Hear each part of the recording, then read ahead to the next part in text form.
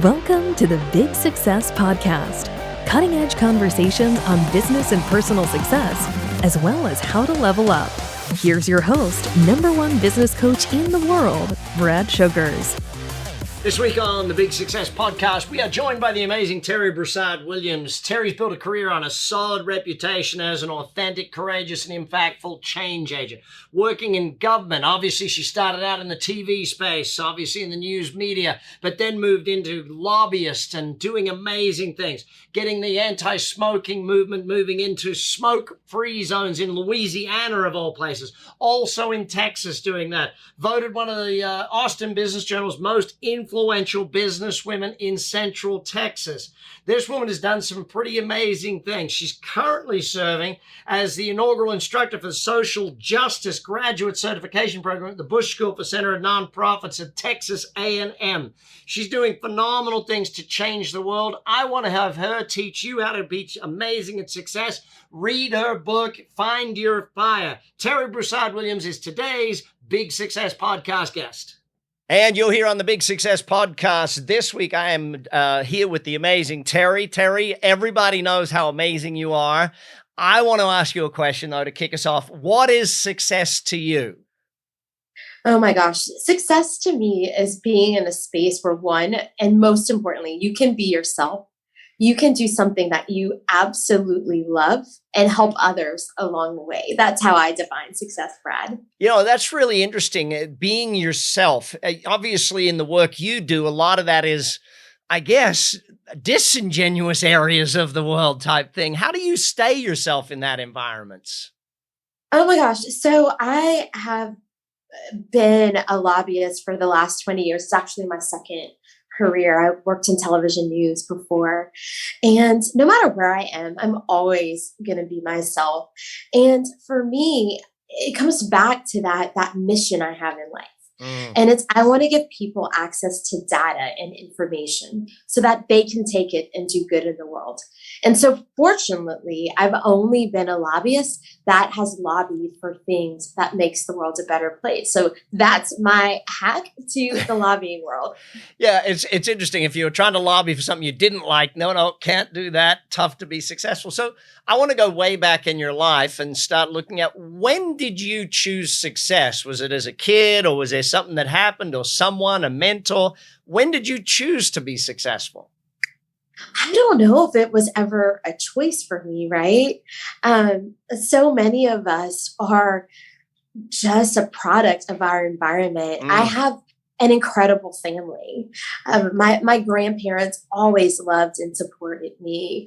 I will say I have some tenacious grandparents. In fact, my grandmother is 94 years old. And for 6 months of last year, of 2021, she actually spent them in hospice. We thought we were going to lose her. And my mom called last week. She's like, you have to go to your Gmail. She doesn't say email. She says Gmail. It's so cute. And so I go to my Gmail, and it's this email my mother sent of my grandmother at aerobics the night before. So she graduates from hospice, and now she's going to aerobics. She can't do it often, but she's going to try to go once a week and at least get 20 minutes in. I mean, so that is my pedigree, right? Yeah. But, so my parents always made sure that I had every tool in my toolbox to figure out a path in order to be set up for success. Do you think maybe they chose success for you? It sounds like that was the expectation, or that was just the world you were born into. I definitely think that is a fascinating perspective to think about it from. And absolutely, I could argue that they decided that those tools would help make me be successful, and like most overachievers, I'm actually a recovering overachiever. I could not bring home a B. When I was in college, I did poorly in geography. I say I am not Christopher Columbus, nor do I try to be, but I did not do well in geography. And my mother was like, Terri Renee, she used that middle name, you're taking this class again. Nobody retakes a class in college, but I had to. Yeah. I think when someone in our life demands success of us, it really does change the way. And that's why having either a great mentor, or great parents, or great grandparents, or someone always helps us with that. I know for me, it was an outside influence that helped me decide I was going to be successful type thing. So it's really interesting. So let's talk about success then. What's your formula for it? What's your way? How does success happen? Yeah, so I truly, for the longest time, I was one of those people that truly wasn't aware of how they made things happen. I was always in go mode. Right. Just I knew what the goal was and I was going to get there. But now that I'm older and, just a little bit wiser, I truly break it down for myself so that, there's not a lot of things coming at me and I truly can excel at one thing. But today, how I break that down is I think of that one goal that I have. Usually I give myself one big goal for the year. Right. There's no reason to have more than one. Mm-hmm. And underneath that goal, there might be 2 or 3 things that might be tied to it. So for example, my big goal for the year is I truly want to put into words something that I'm starting to live. And, you and I had a conversation about this before we got started, but I feel like so many people after the pandemic were saying the world has had this great reset. And it's like, what does that mean? But what does that mean to you? Yeah. And so for me, I've been focused on something that I've called the Great Me Set. Mm-hmm. How do I, focus with great intention every day and do the things that allow me to set up the life that I want to live? Mm. And so part of getting that on paper and getting the right words to describe it is, I wanted to do a series of blog articles. That was goal number 1. The second goal is I want to do a TEDx talk, and that is happening in October of 2022. And the third thing is that I want to begin to write a book on how I've evolved from a person that was just on a hamster wheel, accomplishments, achievements, all the accolades, to this person who now I don't desire for any of those things. I will get all the accolades that I need inside. Right. So just taking that big goal and breaking it down into 3 things usually sets you up for success. Yeah. So if let's talk about that transition, because back in the days of TV, success was obviously a different format or a different meaning than as a lobbyist. And now with all of the education you do, have you had to change your thoughts on success, or just have the goal shifted? No, absolutely. Going back to how I was raised, I had parents that were incredibly busy, and my mother was a principal, and my father traveled all over Canada, the Gulf of Mexico, you name it, he was somewhere. But they always showed up for an award ceremony at school. They always showed up for a dance recital. And those are moments that were so important to me, but they also became valuable moments, right? It was almost this currency that allowed me to see my parents. And that sounds so awful, but I think once you begin to understand some of those things, you can begin to untangle your own needs and desires. Yeah. So for the longest time, I knew people that I love would show up if I was named Austin under 40 or the most influential woman in Central Texas. I don't need any of that. In fact, none of those things made me happy. I didn't want to have to worry about my hair and a dress and a speech, right? So when I returned to that place of me just doing what fills my cup and my tank and showing up as myself, that is all that I need to truly feel fulfilled. Yeah. It's amazing when we transition our success from what we think it should be to what we actually want. And I know even with my kids, having 5 kids, it's like trying to teach them life. It's like, you got to make your own choices. And I know that as a child, it's like about what I want for them. And then they get into what do my friends think? And then eventually it's like, no, I want you to think for yourself. And I know, and she'll blush if I say this, I know I've got my eldest right through to that stage of starting to think for herself. And well, the rest are still a little young on that. So let's flip it over. During your career, you've had some not successes. How do you learn from failure? How does failure teach success? How do mistakes teach us to be more successful? Yes, I feel like I'm a person who's had a very charmed life. And so failure might be a moment in a movement that I was building, but it wasn't the whole movement, right? So for example, in 2005, I was lobbying in Louisiana, and we were working to pass the Louisiana Smoke-Free Air Act, making all restaurants smoke-free. But that was during a time of Hurricane Katrina. And legislators, quite frankly, they just wanted to get the state's budget back on track. Yeah. They wanted to get New Orleans rebuilt. They were not worried about smoking in restaurants. But that was my job. That was my goal.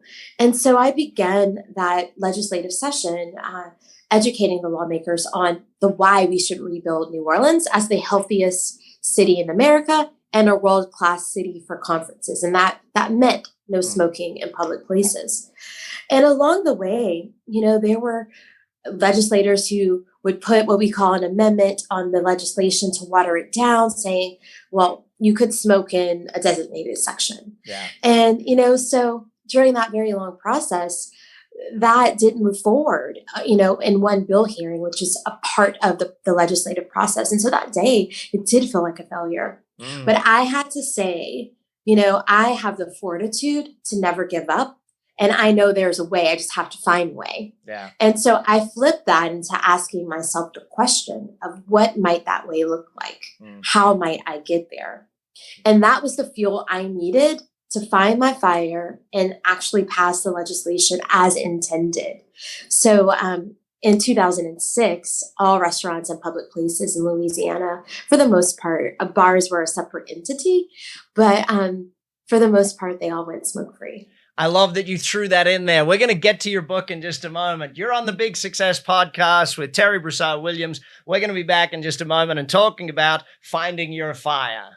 Without the proper methodologies and strategies, building a wealthy life can be difficult. If you're struggling with building wealth yourself, this is the time to join Brad Sugar's 30X Wealth Program. The 30 videos in this program will help you learn how to make your money work for you, rather than you working for it. Create the life of your dreams. And you're back on the Big Success Podcast. I'm Brad Sugars, your host. We're joined today by Terri Broussard Williams. Terri, your book has changed a lot of people's lives dramatically. How do you succeed at finding your fire? Oh, wow. It's a different story every day. Today, we're doing this pretty early on the West Coast. I'm hoping to get some coffee after this because I haven't had any coffee. That's going to be the fuel I need today. But, for me, I returned to this place of just wanting to do good in the world and leaving it, better than I found it. And so for me, when I find a cause that I care about, or I help someone identify their cause and begin to build a movement for social good, that's how I find my fire and fuel my soul, because it gives me the energy I need to get going. Yeah. So how do I find my fire then? When you're helping people find their fire, what's the process to do that? What do they got to go through? How do they get to that point? Yeah, I say it's easy peasy. I want people to think of 4 steps, and they're all C's, Joey. It's like the coach and action coach. They're all 4 C's to make it easy. But the first is you have to know your cause. And once you know that why, then you can begin to build a plan and take action. And then after you've determined that cause and you've really identified what it is that you want to do, then you have to build a collective, finding the people who will be a part of your team to make it happen. They could be an advisory board. They can be your friends that you can text and they just, hype you up on that text message, but you need a collective of people that will be honest with you and will help you think through this movement that you want to do, either a movement in the world or a movement inside of yourself, right? Sometimes the biggest movement we'll ever cultivate is one that's inside of us. Then next, you have to communicate it.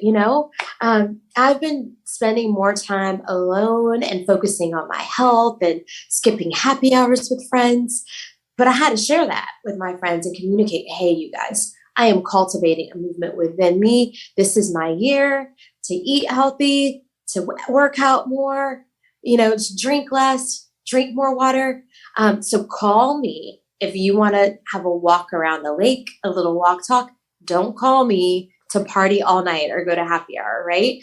Or if you're creating a movement for social good, you have to let people know that too. So it's saying, I'm beginning a canned drive at my local school to help families in need post-pandemic. You communicate it and people know it.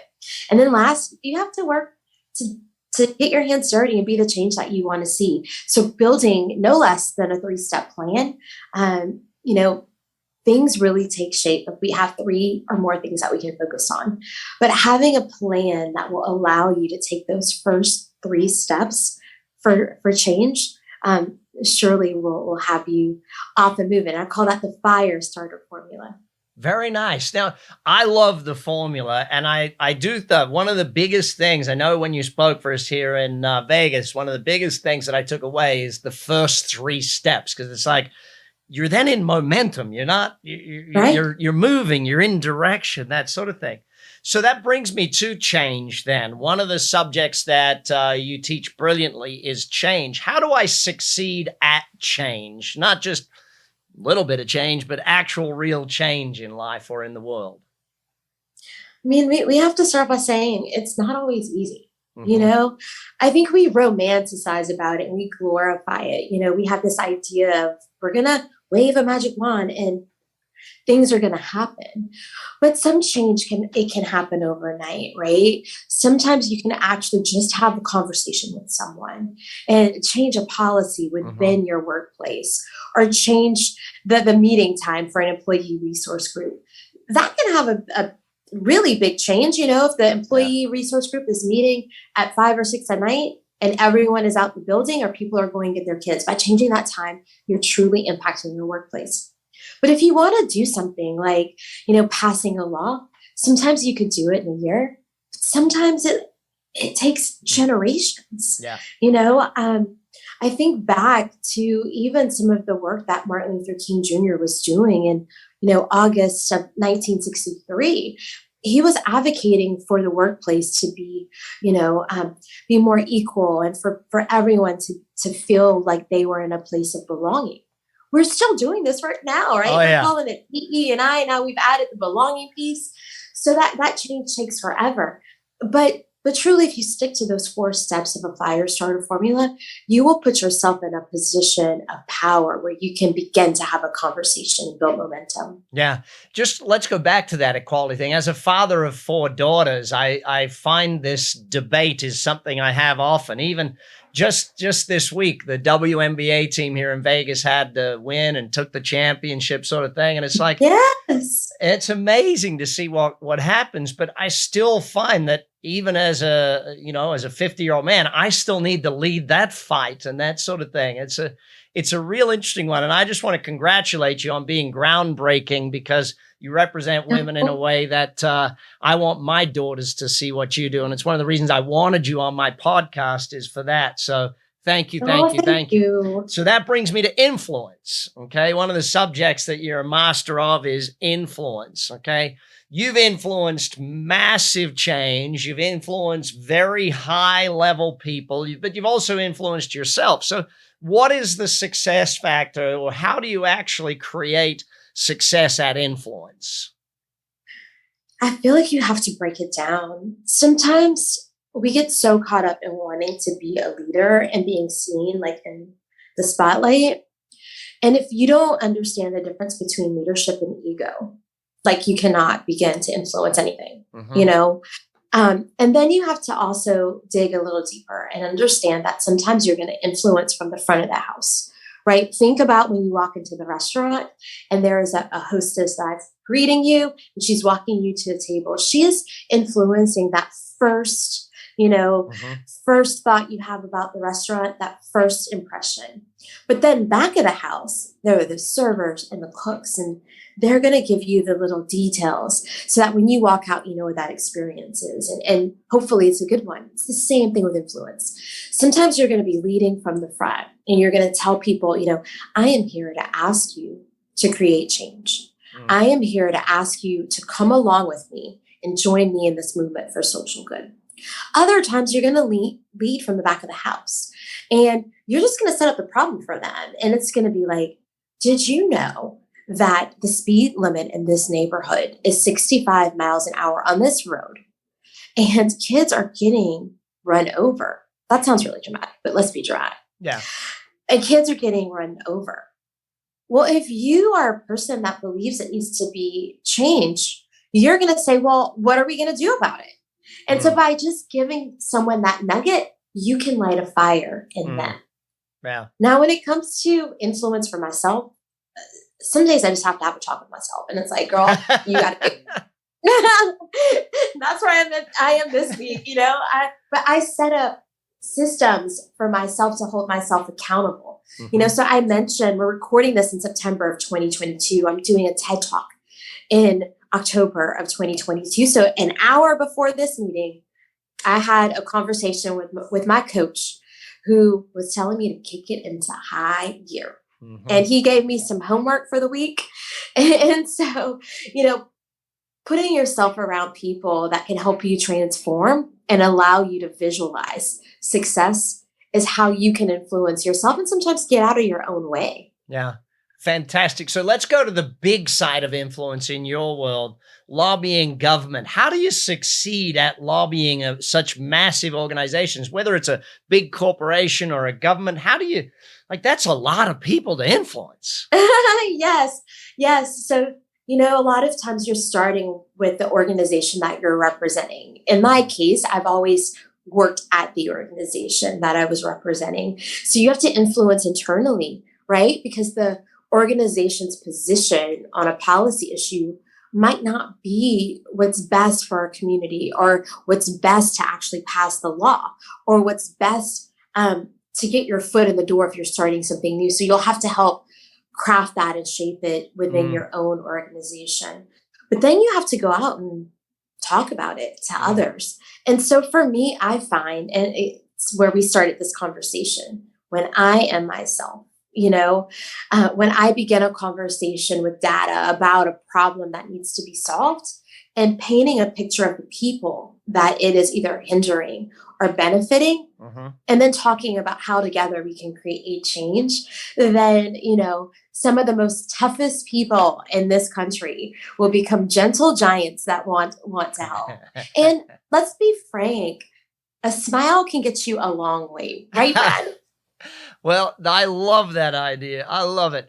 Gang, you're on the Big Success Podcast. I'm Brad Sugars. We're with Terri Broussard Williams. She is helping us find our fire. We'll be back in just a moment, and we'll talk about leveling up your success. Terri Broussard Williams has built her career on a solid reputation as an authentic, courageous, and impactful change agent. Throughout her journey as an award-winning nonprofit executive, lobbyist, and public speaker, Terri has transformed public and community service into a professional art form, positively impacting the lives of millions of people. You're back on the Big Success Podcast. I'm Brad Sugars, and we are about to look at leveling up. Terri, good is good, great is great. It's been said that good is the enemy of great. You don't seem to tackle the little problems. You level up. What's the difference between, going for the good things and going for great? How do you find that you do that? You definitely have to tackle them one by one. It's like that saying, you eat an elephant one bite at a time, right? Yep. So when you're looking to create a movement for social good, and it could even be something, closer to home, something within your life, you have to look at that big goal and then decide, am I going to have small impact today or great impact today? Just because you are taking a small bite out of the elephant today doesn't mean that you can take a big one next time.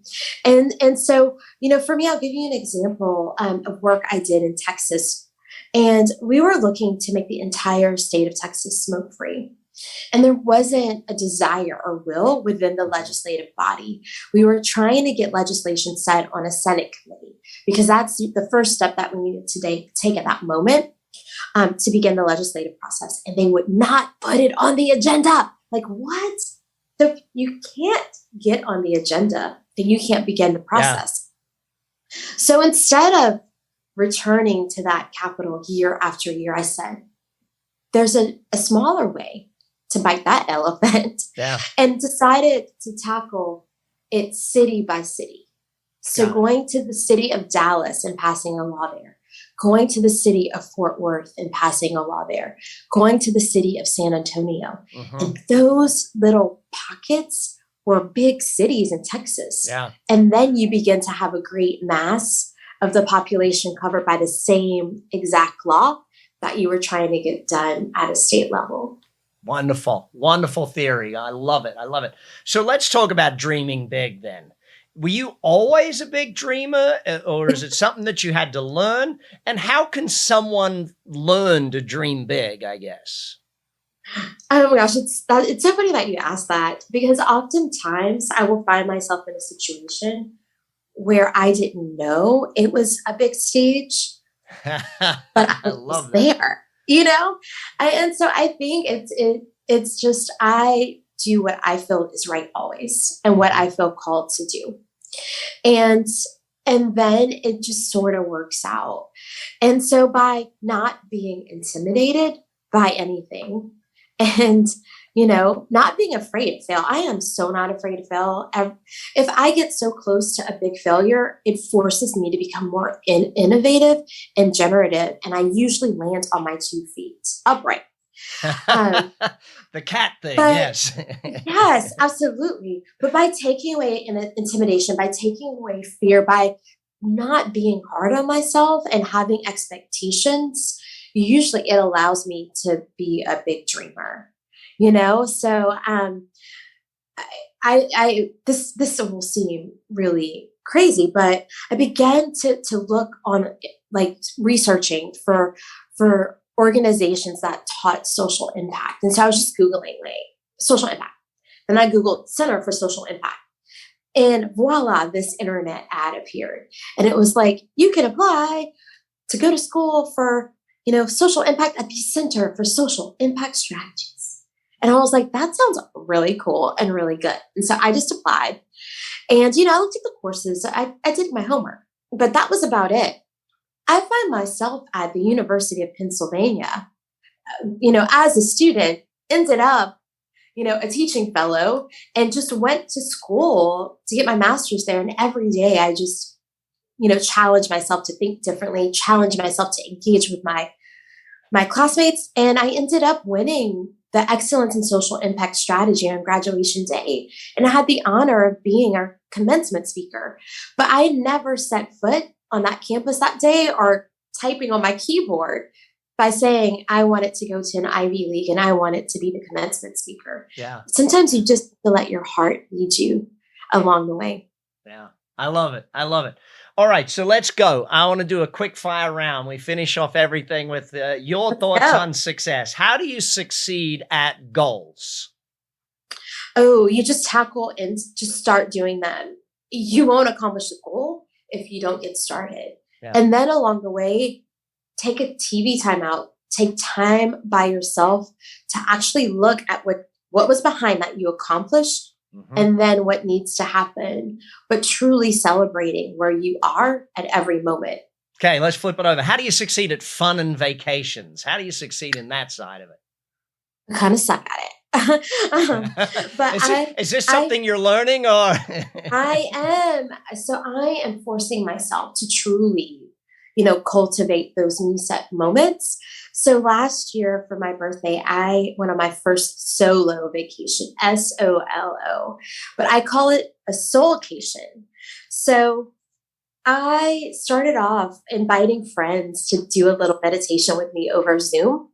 And then I had a one-on-one session with the person that led the meditation, and we did some intention setting, and I did a little writing. And then the rest of the time, I was alone. Every meal I had alone. I slept late. I saw a beach. I ate really well. And that was fuel for my soul. So I'm finding myself wanting more vacations where less is best. I don't want to do sightseeing because I can fit in sightseeing when I'm on a work trip and have built in an extra day. But those vacations are there for restoration and for sleep and eating. I love this. I can't wait till I see the new Me Set book. That's got to be the new book. I'm ready for it. Give me like a year or two, but it's on the way. Okay, so how do you succeed at self-development? Oh, you have to learn, be curious, and ask questions. There is no human that I will not meet where I won't learn something from them. Very nice. And digging deep, no matter what it is, just dig deep. Very nice. How do you succeed at money, wealth, making money? How do you succeed at that? You have to do the thing that you love and it will come. You know, today I get paid so much more for the work that I did, which is exactly the same 3 years ago. But I decided that I wanted to do it from a place of authenticity and a place where it would have greatest impact for others. And that landed me at the world's second largest corporation. How do you succeed at relationships, work relationships, family, friends? How do you succeed at relationships? What's your key? Showing up as yourself. That's very important, and letting people know what you need. So if you need quiet, tell them I might not be so loud today. I might not be super talkative because I need a little quiet today. That way they don't think you're switching it up on them, right? I'm not sure that your friends would cope with a quiet Terri. I'm not sure that would be a thing. You asked that. And you know, when you need someone to fill your tank and maybe get you started again, you call that friend, hey, like, I'm looking for you because I need your energy. And I call some friends sometimes, but I just need a pause. My friend Natalie, she knows if I'm texting her, it's because I need her to help me get centered. So yeah, just telling people what you need and being honest. And we fracture relationships, or we tarnish trust when we don't state our intentions and what we need. Mm-hmm. I love it. And final one, how do you succeed at health? Oh, I have done a 360 on when it comes to health, Brad. So, you know, the Terri of 2012 on that hamster wheel, working all the time, not really eating, having wine every night. That was the way I was whining and winding down. I was 170 pounds and I'm only 5'2". You know, today I'm like at 115, and that is the right weight for my height and my frame. And I'm eating plant-based. I am working out with a trainer twice a week, only on strength training, like not even doing cardio, because cardio isn't good for me. I don't enjoy it too. So let's not do the things we don't enjoy, right? And I am sleeping, and I'm saying no to everything that I don't want to do. Yeah. Because that makes me unhappy, or I was having this anxious energy that I couldn't even identify, but it's because I didn't want to do it. And my friends that are filled with chaos all the time, I just can't, you know, we are not hanging out today, girlfriend, because I need to remain centered. And so I find myself in a place where I am thriving in ways that I didn't anticipate it, that I never would have anticipated, but it's because I'm honoring myself first and honoring my time. Final question. What's the best quote you've ever heard on success, or the best advice you ever got about how to be successful? Oh, it is, and I might get it wrong, but it goes something like, you don't have to light yourself on fire to keep others warm, right? So in a workplace, if everyone else, you know, is on that hamster wheel because it's the end of the quarter and money has to come in, or it's the end of the legislative session and you have to pass that bill, because everyone else is on fire. You don't have to light yourself on fire to make them feel like what they're doing is right. Yeah. And that you are part of that chaos. You can be that calm and slow it down to help people focus on what really needs to happen and align the strategy and where they need to go. And I know you guys do that very well at Action Coach, but return to where you need to be and be cool, calm, and collective like they taught us. And you will be the most successful person in the room. Terri, thank you for your wisdom. Thank you for your knowledge. Thank you for your time. We love it. We appreciate it. Gang, this is the Big Success Podcast. I'm Brad Sugars. We'll see you again next week. And that's the Big Success Podcast for today. Hopefully you took a lot of notes. Hopefully you learned a bunch, and hopefully you're going to take action on it. Big Success, BS, Brad Sugars. That's right. Lean into it. Take action. Check all the show notes. Make sure you click the links and subscribe. Hit that subscribe button right now.